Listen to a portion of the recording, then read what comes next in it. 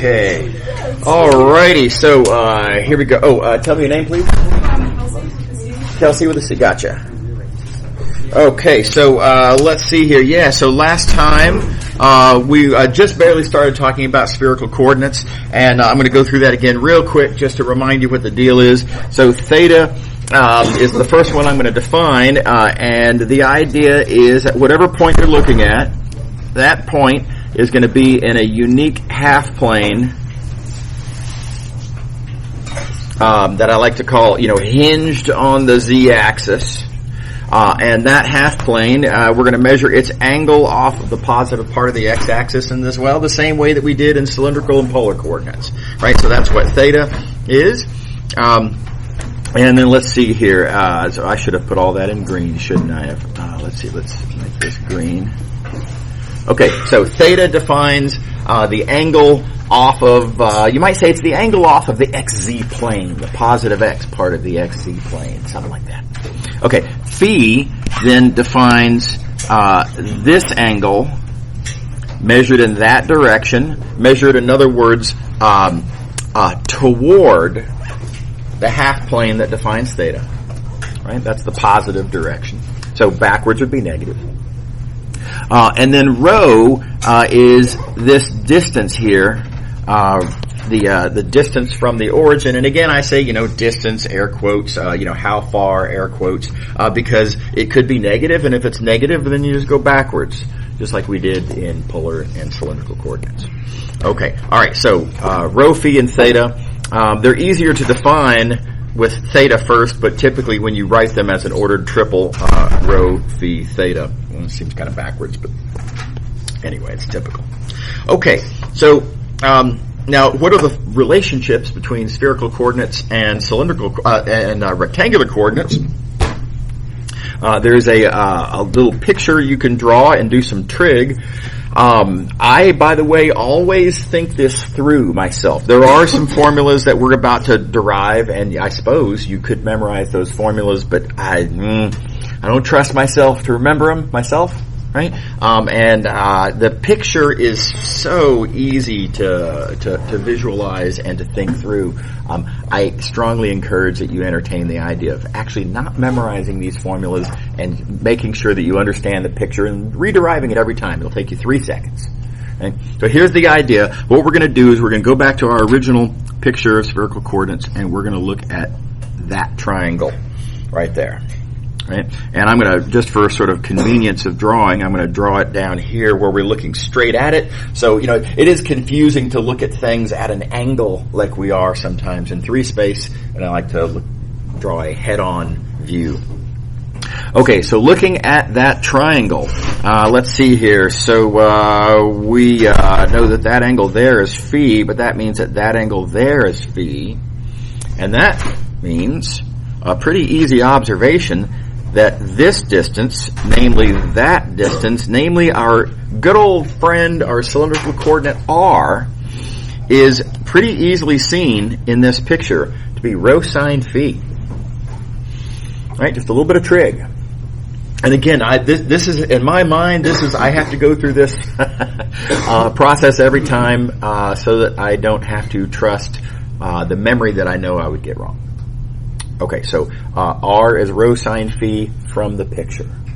And once you have that, you're actually 2/3 of the way done, because we already know that x is r cosine theta and y is r sine theta. So you don't need to re-memorize formulas for x and y. X is just r cosine theta, y is just r sine theta. You just need to remember, or said differently, you need to understand how to see as needed that r is rho sine phi. Everybody with me?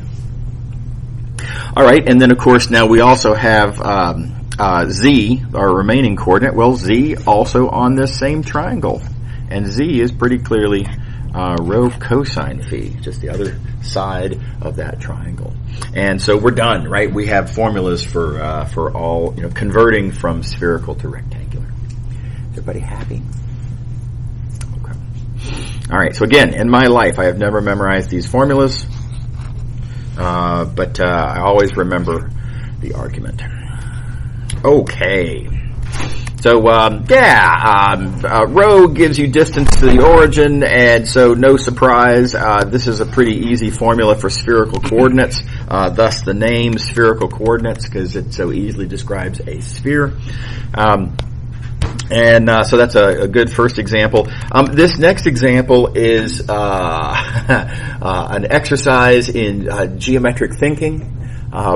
It's just about, how do I deal with this point here, 1, root 3, 2. I want to deal with this point, right? So 1, square root of 3, 2. And how would I describe this in spherical coordinates? Well, you might suspect, as with polar coordinates, spherical coordinates are not unique, but they're like sort of doubly not unique. In some sense, the issue here is that you have two angles, each of which can kind of go two different ways. And so grand total, we're going to have 4. Fundamentally different. I mean, this is not even including the business about what you can always add 2 pi to an angle. Right, that's kind of an obvious sort of freebie. But even ignoring that, there are still 4 fundamentally different ways to write spherical coordinates for a point. So now, looking at the geometry of our picture, I think it's a pretty easy pitch that angle is pi over 3, and that this angle here is pi over 4. That's just a little bit of trig. Right, so make sure you can do that, obviously. But now that we know what those angles are, let's think through how would we actually describe this point in spherical coordinates. Now, of course, the obvious one is to say, okay, well, here's a half plane hinged on the z-axis containing that point, and that angle is, well, it's obviously pi over 3. And then the angle off of the z-axis within that half plane is, well, it's obviously pi over 4. Okay, here's the thing, though. You could make a different way of getting to that point by going exactly the wrong direction, right? So you could, instead of going in the positive phi direction, go backwards in the negative phi direction, right? All the way down to there. Right? And so now what is that angle? Let's think through what that angle is. Well, that angle is pi over 4, and then from that pi over 4, we are, you might say, sort of subtracting pi. And so that's negative 3 pi over 4. And negative 3 pi over 4, again, gets you going in exactly the wrong direction, and when you're going exactly the wrong direction, you just have a negative, then a negative row, and so boom. Negative 2 root 2. Okay, is everybody with me so far? Okay, so for this one value of for this one value of theta, there are 2 different values of phi. And, of course, there's also the other option for theta. We could think about theta being back there, right? For which purpose theta would need to go all the way around like that. So that's, if you think about it, that is the theta that we were at, pi over 3, and then plus another half turn. So that's 4 pi over 3, right? There's that extra half turn plus pi. Okay. All right. Now with that theta chosen, okay, so we're to, so theta is now 4 pi over 3. Again, we have 2 options with phi. And I'm going to let y'all think through these details, but notice the phi now goes that way. That's the positive direction of phi, because the positive direction for phi is always toward the theta half plane. And so I could do negative pi over 4, which would get me going in the correct direction, and I would have a positive row. Or I could do positive 3 pi over 4, and that would give me going in exactly the wrong direction, and then I would have a negative value of rho. Everybody see that? This is good sort of three-dimensional visualization gymnastics, right? But it's a little challenging. But all of these are perfectly valid ways to think about the spherical coordinates of this one point. Okay. All right, so think through the rest of those details. I deliberately left some gaps in there, and make sure that you can write down all four of the spherical coordinate options for that point. Okay. Okay, now here's a real quick application. I think this one's fun. If you want to compute distances along the surface of the Earth, and this is a surprisingly hard problem, actually. And let me come down to it here. If we're here at Duke, right, and we want to go to, let's see, what would this be? Oh, that should be in blue. What's the matter with me? There's Duke, right? And we want to get over here to London, let's say. I don't know. Or maybe that's Oslo. I don't know. Something like that. How do we get, what's the distance between those? Well, obviously I can't go in a straight line. I'd have to tunnel under the surface of the Earth. That's not an option. Obviously I don't want to go on a longitude line followed by a latitude line. That's clearly not the shortest path. So what I want is some kind of, obviously it's going to curve along with the surface, but how do I know exactly, like what direction am I proceeding from there? And how does my map angle change as I move along? This is a hard problem if you come at it from the point of view of I want to study the exact path like this. Right? It turns out you can find that distance with a really clever argument, and it has to do with spherical coordinates. So first I'm going to observe that the spherical angles, which are phi and theta, relate to the map angles of longitude and latitude, because longitude is the same as theta. Right? East longitude is theta. If you have the globe set up with the center of the Earth at the origin and the prime meridian along the positive part of the x-axis, North Pole on the z-axis, you know what I mean. So east longitude is theta, and now not quite so good news with north latitude, but north latitude and phi relate by the fact that they always add up to pi over 2.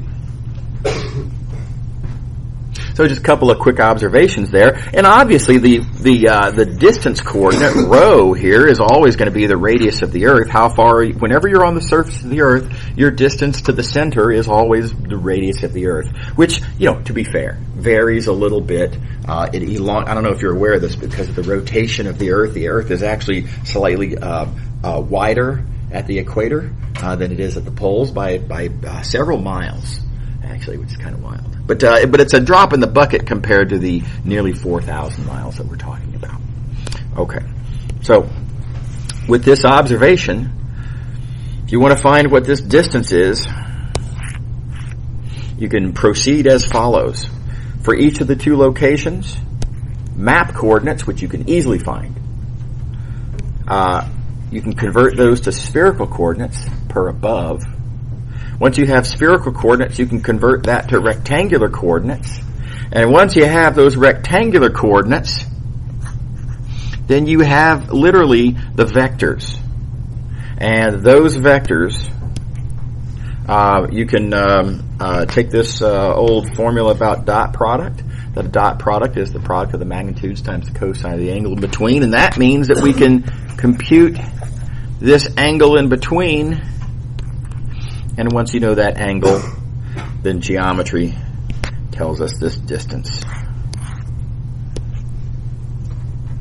So there's a multi-step process, right? There's a bunch of details and numbers and trig functions that you have to plug into a calculator. I don't want to go through the gory part of this, but strategically, several steps, but they're very straightforward steps that allow you to compute that distance of this mysterious arc of a great circle that would be the shortest path between 2 points. So neat fact. I think that's a fun exercise. And let's see here. Notice in particular, though, spherical coordinates. figure very prominently in that argument. Okay, moving along. Just like with polar coordinates and just like with cylindrical coordinates, if you have a rectangular equation, very often you can convert that into a spherical equation. And again, you could just literally everywhere you see an x, you can just plug in the existing formula that we have for x. X is r cosine theta. That is, it's rho sine phi cosine theta. And you can do that for y, and you can do that for z as well. But it is more convenient in some cases, such as this one, to first square out your square, because that allows you then to notice an existing identity. We already know that rho squared is x squared plus y squared plus z squared. So we just saved ourselves a little bit of trig, no big deal, but then, plugging in the rest of the things and canceling the ones, etc., and solve for rho, and you get your spherical equation for that sphere. How we doing? Everybody all right? Okay.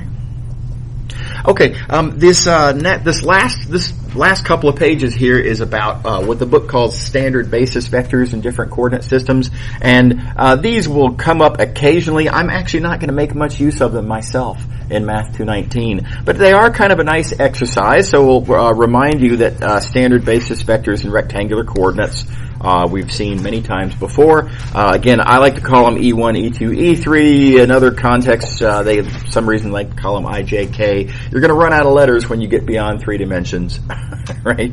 So I like the E's myself. But anyway, so there are some nice features that the standard basis vectors have. We use standard basis vectors for a lot of powerful tricks in linear algebra. So the idea is that you can do something similar in these other coordinate systems. So here in polar coordinates, if you're at a given point, instead of asking what direction do I go when the x coordinate increases or when the y coordinate increases, I can ask instead what happens when the r coordinate increases. I go that way. And how would I find a formula for this vector? A unit vector pointing in the direction where only r is increasing. Theta is constant. And what we have here is a little geometry problem, and I'm going to leave this as an exercise for you all to think through, but that is what you get when you divide the position vector by its own magnitude, namely when you divide it by r. So that particular geometry problem is a pretty easy one. But now, next question. What about theta? What is E theta? Here is E theta. And how would I find that vector? The way I like to do it is think of that as what happens when I rotate ER that I already know. If I rotate counterclockwise by pi over 2, then that turns ER into E theta. And y'all remember how to do rotations from Math 218. By the way, just as a reminder, how do you do rotations with matrices? And that is to recognize that rotations are linear transformations. Linear transformations are represented by matrices. Matrices can be understood by their columns, which are namely the images of the standard basis vectors. So if you want to do something like a rotation, all you have to do is ask yourself, what does this linear transformation do to the standard basis vectors? Make those your columns, multiply that by whatever vector you wanted to, in this case, rotate, and out comes your answer. So this is a nice exercise. Make sure that you can do this. I'm going to say fill in these blanks. Make sure that you can do that rotation as I describe here. If you're a little shaky on this, if you maybe kind of forgotten some of that linear algebra stuff, come to office hours. I'll be very happy to elaborate. And we want to make sure everybody is solid on these kinds of. You may recall that it's on the content syllabus in the prerequisite section that geometric transformations in the plane and in space are a big prerequisite. I'm going to use a lot from Math 218. Okay. All right, and et cetera, for the other coordinate systems. Cylindrical, of course, is pretty much just polar, and then, of course, there's this third coordinate, which is straight up, which is, of course, E3. So cylindrical is kind of a freebie. Spherical, well, a little bit weird, and exercises in geometry again. The rho standard basis vector, I think, is a pretty easy pitch. It's a lot like the R from rectangular coordinates. And E theta, I think, again, a pretty easy pitch. It is just, it's pretty much the same as E theta in cylindrical coordinates, for example, you'll notice. And then how, though, to get this one? This is one of these ones that you just have to kind of see it coming. E phi, observe that is just E theta cross E rho. And you can multiply that out if you'd like. I just prefer to think of it as a cross product. Okay. All right. So good exercises. Make sure that you can follow the geometry and the vector algebra and the linear algebra that we had just did there. Okay. So some things to be a heads up about. Tragically, these non-rectangular standard basis vectors, they're not constants like the rectangular standard basis vectors are. They point in different directions depending on where you are, right? So this is that's a downer. They don't play nice with linear combinations like the rectangular standard basis vectors do. I mean, you would hope, right? Like in rectangular coordinates, boom, right? Nice linear combination. The coordinates of the vector are the coefficients of the linear combination. Very convenient, very fundamental, and just not so in spherical coordinates. You just can't do that. It just doesn't work. And now, there is one nice thing about them, and they do happen to be orthogonal. That is, I'm going to say, a happy coincidence. Wasn't part of the plan. But it does turn out that way, and that's nice, I suppose. Okay. All right. So that's all I'm going to say about those, and we are done with Chapter 1. We're going to move on now to Chapter 2. Oh, let me take a quick pause here.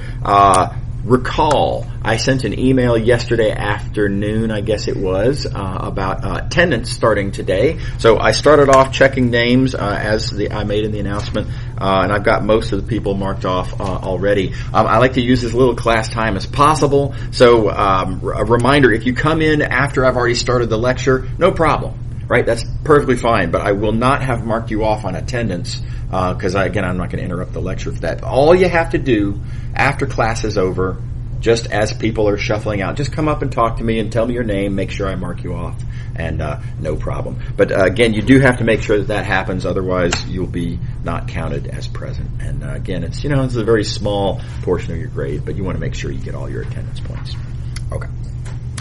Okay, so moving on to Chapter 2, there's some definitions that have to get said. A lot of this is highly readable.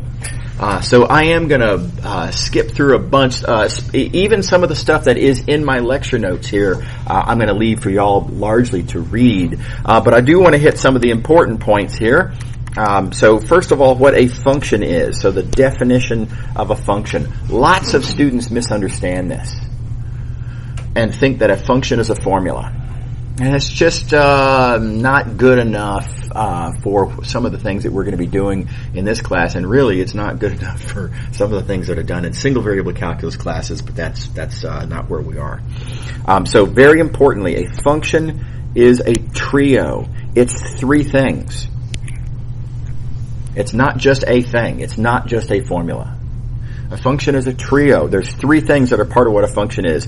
The domain, let's see here, color coding. The domain where the inputs come from, right? The target, which is where the outputs go to, right? And I think this is a pretty nice way of phrasing it. Inputs come out of the domain, and then the outputs go into the target. Just think of these as these are the sets or spaces where, ins and outs for the function. And we need to know what those sets are in order to be able to properly and carefully talk about a function. So the words that I like to use are domain and target. Target is sometimes called codomain. I don't know, to me that's a little confusing. I don't know. I don't care for it myself. One could argue that maybe these should be called input space and output space. That would have been very descriptive. But that's just not the terms that people use. And again, I can't control the language culture of math. So we're stuck with domain and target. Okay. And then thirdly, the part that of the trio that students tend to think of as being what a function is, the rule of assignment, namely how do you define the output for any given input, the formula. If your function's defined by a formula, this is the third of three parts of the trio that defines what a function is. Okay, so let's see a couple of examples. Let's see here. So, natural log. This is a function. Again, notice three parts of this function. There's the domain. These are the input values that are going to go into the function. And I'm claiming here when I write this down that every positive real number, is something that I can plug into the natural log function. Okay. All right. Where do the outputs land? Well, the outputs are going to be real numbers. So I'm going to say R. All of R is the target. And then the formula, one could argue we need to make a definition perhaps of what natural log is. But again, that's a Calc 1 thing or a Calc 2 thing, depending on how things are structured. And so this is, I'm going to call an existing formula. So note the trio. Note also the notation. Typically what we do when we define a function is we give the function a name. And then the colon here says, okay, now heads up, I'm about to tell you some important features of this function. And then what comes next is domain, arrow, target. The idea being that this is communicating that stuff goes from here into there. Right. Okay, so this is the domain, that's the target. All right. Okay, this next example is some kind of subtleties that a lot of students, again, would kind of gloss over as irrelevant, and it turns out it's kind of a problem sometimes. So I'm going to define three functions, all of which could be called the student ID number function. So for all of these functions, the way you compute the output value is take that student's student ID number. Okay, so for example, notice I could set this up as the domain could be the set of all students. Let's say all students at Duke, perhaps.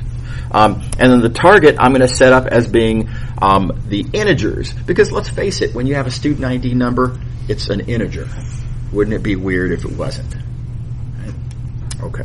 So now this is one way to define the student ID number function. So we've got a domain, we've got a target, and we've got a rule of assignment. Notice it's not a formula. It's not algebra. Nevertheless, for any given student, there is exactly one student ID number. So this is a rule of assignment. All right, now let's look at this function here, still defined by student ID numbers. This is, however, a different function because while it shares the same domain as f, the target that had been z is no longer. Now the target is r. And now that seems a little weird, perhaps. Why am I broadening the target out to be r? There aren't any student ID numbers that are not integers. Why would I define the target like that? Well, I can make the same complaint about Z. Z includes a bunch of negative numbers. Nobody has a negative ID number. Why did I allow negative integers, right? Nobody has a 4 million digit student ID number. Why did I include those integers? Right? And ultimately, the point is that it's just an arbitrary choice, and what you use as your target, whether it's Z or it's R, it just needs to be such that all the values are actually in there. It doesn't have to be, tight. It doesn't have to be, it's allowed to have slack in it. That's perfectly fine. Okay, here's another thing I could do. Again, student ID numbers. I could change the domain. Instead of saying I'm going to define this for all students, I could define it just for the students here in this classroom. It's perfectly legal. And that, again, makes this a different function. So even though these two functions have the same target, they have different domains And so these are different functions. Everybody with me? Okay.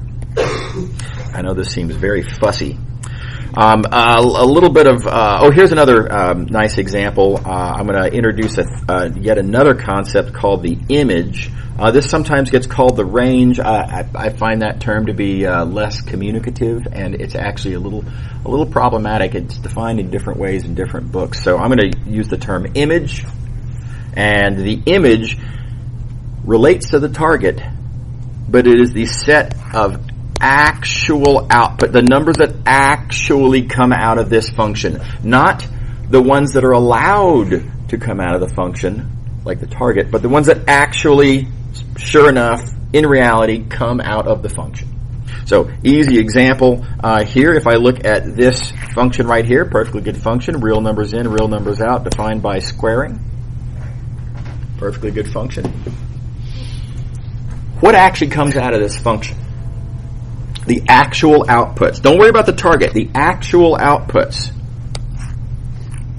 Just the non-negative real numbers. So it's a subset of the target. The target is all real numbers. Not that I had to, but I did. It was convenient. It was easy for me to just say, look, real numbers in, real numbers out. Just for the purposes of getting the ball rolling, right? But the actual range of exactly what comes out, only the non-negatives. Everybody see the difference then between the target and the range, aka the image? Okay. Yeah. Could they be the same? They could. Yeah, absolutely. Yep. So here's one where they're the same. If I were to change this function to just f of x equals x, then the range, the set of actual output values, well, all real numbers in fact do come out. Yeah, absolutely. Good stuff. Okay, a little bit more language. Images and pre-images. This is just another way of saying what goes in and what comes out. The thing that comes out is the image of whatever you put in. And the thing that you put in is a pre-image of whatever comes out. And I have to say a pre-image because there are some functions where there are multiple input numbers that'll give you the same output number. Take this squaring function, for example. If you look at the output, sitting here in the target, if you look at 25, well, there's two numbers whose square are 25. Right, so each of them is a pre-image. Or you might say that the pair of them is the pre-image set. Anyway. Okay. All right. A little bit more language. And this, I'm going to be really quick with this because you could spend 20 minutes talking about this and all the different examples and such. But these words here, one-to-one and onto, or the fancier sounding words, injective and surjective, describe certain features that a function might have. There's different ways to say it. I think the one that works easiest to me is if every point in the target has at least one pre-image, such as here, for example, each one of these points, every point in this target here has at least one pre-image. In fact, notice some of them. This one here has two pre-images. Right, but every point in the target has at least one pre-image. Another way to say that, everything in the target gets hit. No point in the target got missed or left out. This is what we call a surjective function, otherwise known as an onto function.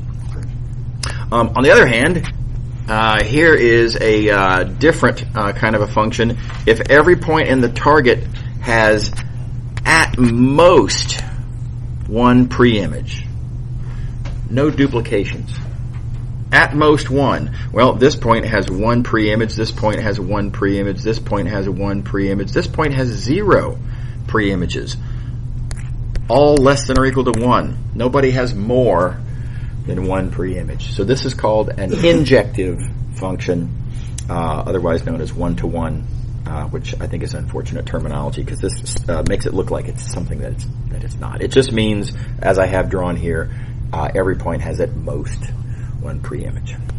So some functions are neither, some functions are both.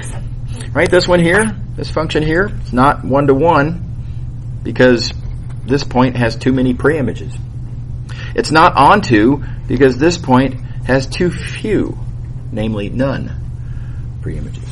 So this function, this is a sad function here. It's just nothing good we can say about it in this context. Some functions are both. And if you think about it, both would mean that every point has exactly one preimage. For every point in the target, we can define exactly one point that hit it from the function. Another way to say it, this means that you can invert the function. The inverse is well defined because it is that unique, exactly one preimage. So this is what an invertible function is. Okay. All right. Easy example of an invertible function. We'll start, though, with something that's not invertible. This function here, not invertible.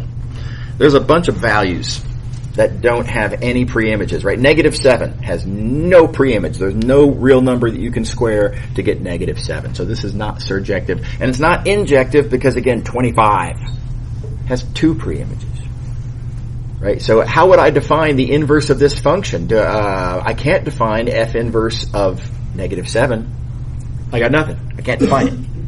I can't define f inverse of 25 because I can't decide between the two different options, those two different preimages. So you're in trouble here. It's just not invertible. What you can do, though, is you can restrict your domain to being just the non-negatives, restrict your target to being just the non-negatives, and this function is invertible because we're only responsible for finding inverses of just the non-negative numbers. So we don't have any swing and a miss issues. All right, and I'm also never going to have more than one, input value to choose from because, well, I'm only looking at the non-negative inputs. So this function is invertible, and its inverse is the square root function defined like so. That's the inverse. Is everybody good? Okay. By the way, there are other ways that I can do this kind of thing, right? I mean, why did I choose the non-negatives? I could have chosen, here I could have chosen the negative input values. Why did I choose the positive input values? Convention. No particularly good reason other than, well, that's how everybody else does it, and I want to be on board with everybody else. But there are other invertible functions that you can get out of restricting the domain and target of this. Okay. All right, arcsine. How do we define arcsine? I've seen a lot of versions of this that are problems. Sine, you all know what sine looks like. It goes along like this, right? And it's not invertible because this output value of y, 1.5, it's not sine of anything. It has 0 preimages, right? And whereas on the other hand, this value of y has multiple preimages, right? There's that value of theta, that value of theta, that value of theta, that value of theta. There's a ton of them, right? So the sine function just not invertible. What we have to do to make an invertible function out of it is we have to restrict the domain and target. And so I think I can probably pitch you that if I just look just at that part, if you will, of the curve, right? Looking just at input values from negative pi over 2 to pi over 2, and looking at just these output values from -1 to 1. For every blue point, there's exactly one green point, and vice versa, right? And so this is an invertible function, and its inverse is arc sine. So let's see. Let me draw. Let's see, how am I going to do this? So in the same way that y equals sine theta takes a theta value and gives you the corresponding y value, the inverse function arc sine takes that theta value. Takes that y value and returns to you the corresponding theta value. But restricted domains as indicated there. And by the way, I'm a big believer in the unit circle, and so one way to think about that on the unit circle is that the acceptable values of theta that we're using here are these points on the unit circle, and the values of the sine function, namely the y-coordinates, are these values. And you can think then of these two functions as, well, arc sine of y gives you theta, and sine of theta gives you y. So you can think of these functions in the xy plane, namely on the unit circle, as it's just being like that. I think that's very handy. Okay. Alrighty. Some language. Y'all can read this. This is very believable. The upshot of this stuff here is that when you say real valued or vector valued, the valued part of those terms is telling you what kinds of outputs are coming out of this function. So real valued means a real number comes out. Namely, the target is all real numbers. Vector value means a vector is what comes out, meaning the target is full of vectors. Okay. And then likewise, when you say single variable or multivariable, the variable portion of this, and one could quibble as to whether this might be a little bit of an abuse, but it's talking about input variables or independent variables. And it's telling you whether what goes in is just a single number or whether what goes in might be multiple numbers. Okay, so terminology, y'all can read through those details and the notations. And notice, though, that these functions are not obscure. Again, the real world is chock full of multivariable stuff. So, for example, this is what I like to call the weather function, right? This is, again, not obscure, not abstruse, right? This is water cooler conversation hey, how's the weather, right? The most mundane, right, of things you can talk about.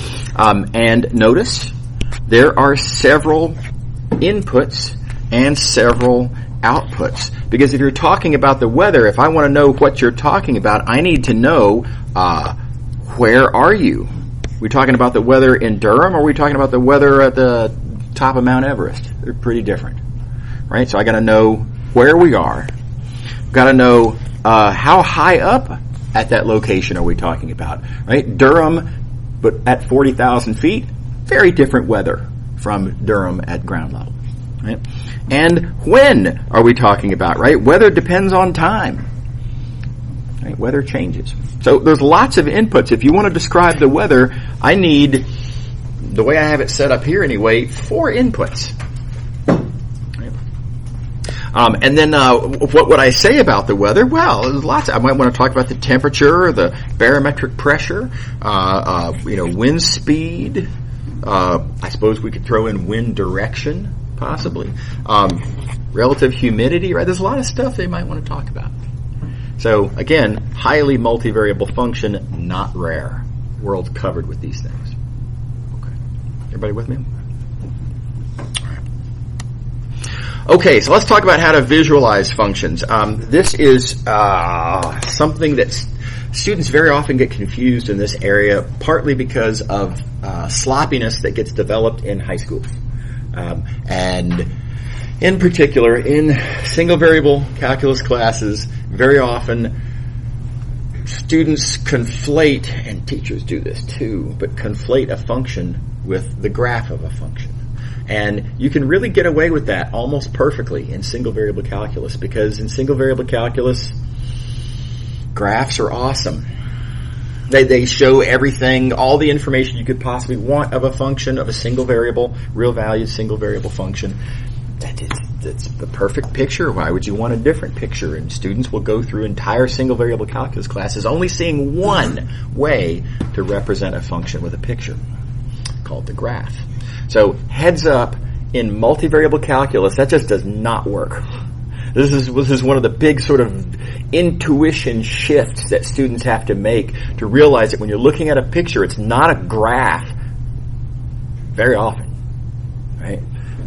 And so what we need to do in order to make sense then out of the pictures that we're going to be needing to draw and on which we're going to need to base arguments that we're going to make, we need to understand where do these various different kinds of pictures come from, what do they mean, and how do we distinguish them? How do they relate to each other? We need to understand these various kinds of pictures. So we're going to start with the easy one, the one that you're all familiar with, namely graphs. And just so you know where we're coming from, y'all know about graphs. Y is f of x, and it forms pictures like this. And I hope all this here looks extremely familiar. Yeah. And notice what we do when we form this graph is whatever is the first let's say it this way. Whatever goes in to the function is the first coordinate, and whatever comes out from the function is the second coordinate. And you use that to make points, such as this. And when you look at all such points, you get a curve, aka the graph. Okay, so input coordinates, output coordinates, both becoming coordinates, of the same point. And let's let the record show one thing here, by the way. We were doing single variable calculus. Single variable calculus, we have one variable in, one variable out. How come we have a two-dimensional picture if we're doing one-dimensional calculus? I don't know if that ever occurred to you. It's kind of a weird realization. And the reason is because this picture here is not a picture of the domain. It's not a picture of the target. This is a made-up construction that allows me to visualize a picture that comes from this made-up choice, this made-up construction called the graph. Okay, so again, reminder, the inputs are the first coordinate, the outputs are the second coordinates that then define points that make up our graph. So if we're going to generalize this, in general, if I have a function that has a bunch of input variables, right? There are n-dimensional vectors that are going into my function. Well, then I'm going to have input coordinates for this point on the graph that I'm putting together. And then if I have, again, I might have a vector valued multivariable function. So I might have several different output variables that are also, again, by construct, the graph is where you put the inputs and the outputs together to form points. I'm going to have output coordinates as well. And altogether, this is going to define a bunch of points. And if you think about it, these points are going to be in n plus m dimensional space. If you just count how many coordinates we have there, we have n plus m of them. So the collection of all of these points is a picture in n plus m dimensional space. So that's a generalization of this one-dimensional idea that y'all have seen so many times. All right, let's see another example of this. What if we have our first multivariable graph here? Let's suppose we have two input variables, right? So function of x and y. So two input variables means that my input is going to kind of, if you will, come from the xy plane, and notice the xy then being the inputs are the first two coordinates for a point on my graph. And then the output, notice we have one output variable. That one output variable is z. So I make that also a coordinate. This is therefore, I already have two for the input, so this is therefore the third coordinate on my graph is the output value, the value of the function. Right? That's my z, if you will. And that's you might say, represented by distance in that direction. And so the point that I get for this x and y input, the resulting z output, that point, xyz, is a point on my graph. And so now think about it in the same sense that, let's go back up to the single variable example. You can think of the function as kind of taking input values, namely points on the x-axis, and the function tells you in some sense how far to push upward to get to the graph. Right? And likewise here, it's just that we're pushing upward from a two-dimensional plane instead of from a one-dimensional line. And so in the same way that when you take a line and kind of push up by varying amounts, you get a curve. Likewise here, when you take the xy plane, that's a two-dimensional xy plane, when you push up by varying amounts from there, you're going to get a surface. Does everybody see how this ought to be a surface? So again, in the same way that we get a curve there, we get a surface there. Okay. All right, so let me say a couple of quick things about dimension. Oh, no, I can't. I'm out of time. Sorry, it's 11:06. Sorry, we'll draw a line right there. I'll say a few more things about dimension next time. Y'all have a good day. See you later. Oh, and again, if you came in after I did attendance, and if I didn't call your name and mark you down, make sure you come talk to me. Yeah. I was going to... Oh, yeah, what's your name? D-A-N-I-Y-A-L. Oh, is that Daniel? Daniel. Yeah. Daniel. Okay, yeah. okay.